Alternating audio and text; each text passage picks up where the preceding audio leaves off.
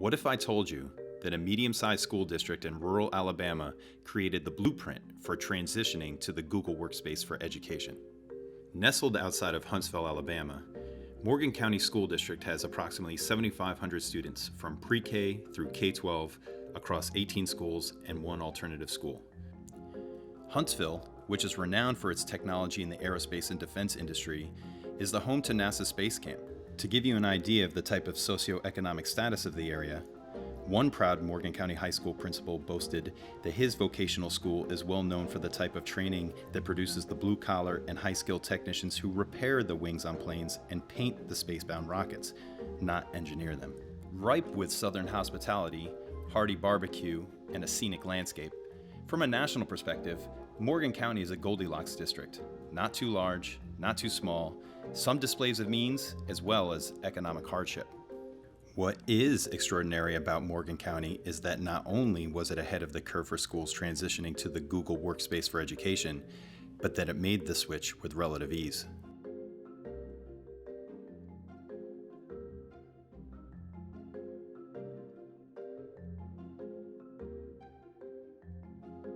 When I took this position, they had just purchased a server and the software to continue with Microsoft Outlook, but we'd had a lot of issues with Microsoft Exchange. At that time, security was an issue, but not as it has become. So I made the decision in talking with my staff, which was one person at the time, about what our options would be. And we looked at Google and we looked at what it would offer and what it would offer in the future. At that time, its availability or its features was not as rich as it is today.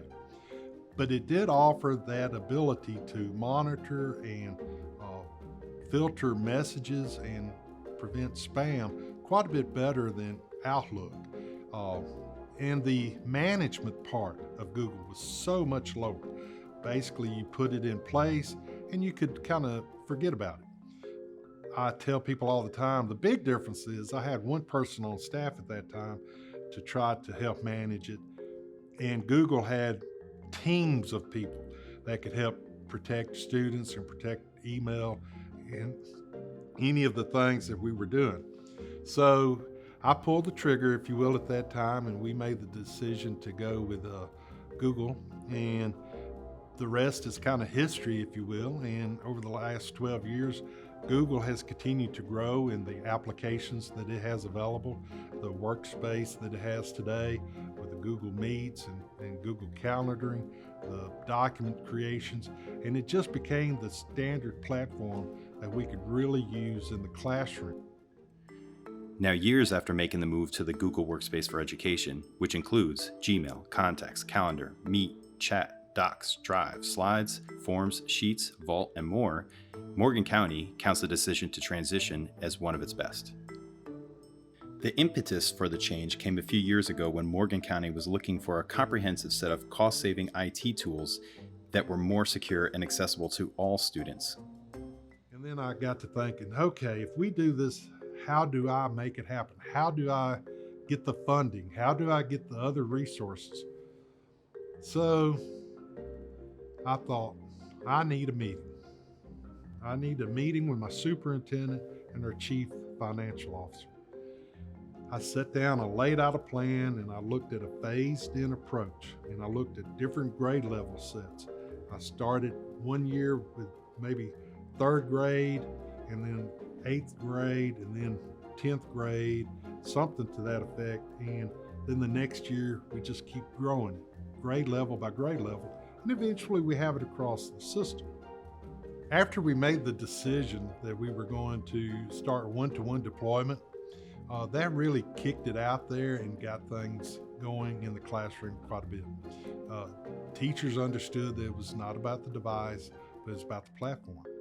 And when the pandemic hit, it just became so much obvious that having those pieces of the puzzle put in place. Google was nice enough that we continued to have this ability to do Google Meets with a large scale number of students, and that was very beneficial to us.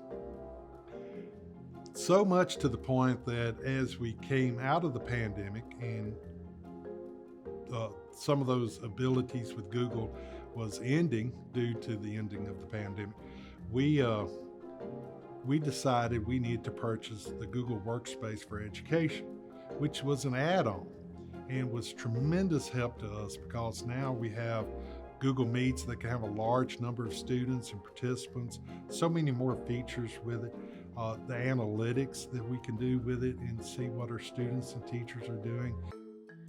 As in the rest of life, change is the one constant in education technology. Like starting a new diet or habit, resistance can be immense to systemic change, even though the benefits are often tremendous. My experience with technology has shown me that the only true way to integrate it in the classroom is for that classroom teacher to see the benefits of it. I have sat in so many trainings and spent so many hours in trainings, and it's not near the benefit of when that classroom teacher actually does it. The biggest mistake anyone can make with technology is we do a training today and then we integrate and implement it 45 days from now. I use a model of let's put it out there, let's get some of our champions using it, bring them in, show them what it is, let them talk about it, start building capacity within the school building itself about what that product is and how it works. And then we circle back after that soft launch, if you will, and we circle back and we bring people back in, what's working, what's not working, what can we do better, and then we train it. Because when a teacher sees someone across the hall or next door using something and it's helping them, they get to leave school at 3:30 every day and they're still there at 5. They're like, how come they get to leave it? And they get to have that conversation. Well, that's because I'm using this or that to do my grading, and it's so much easier. Then that teacher wants to learn.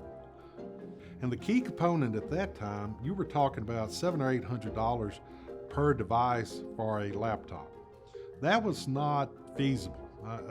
It just was not feasible at that time. But you could, as soon as Chromebooks came out, were around $200. Well, that's a huge difference, especially when a set of textbooks can cost $300 to $400. Morgan County first used Google's complementary platforms, but has since incorporated paid aspects of Google's Workspace for Education, but is still experiencing incredible savings within its overall IT budget.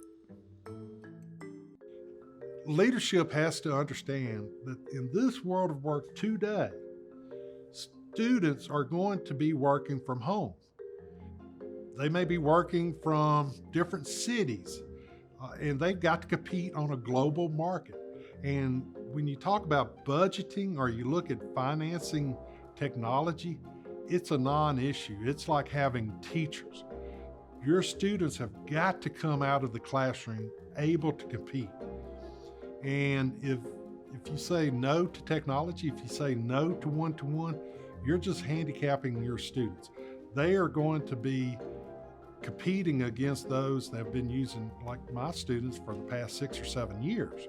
And that's all due, again, to trying to integrate all these different parts, from gamification to cloud-based services to cybersecurity to partners such as Bluum and working with Google, putting everything together so that we get the quality of student leaving our schools that our community and taxpayers expect.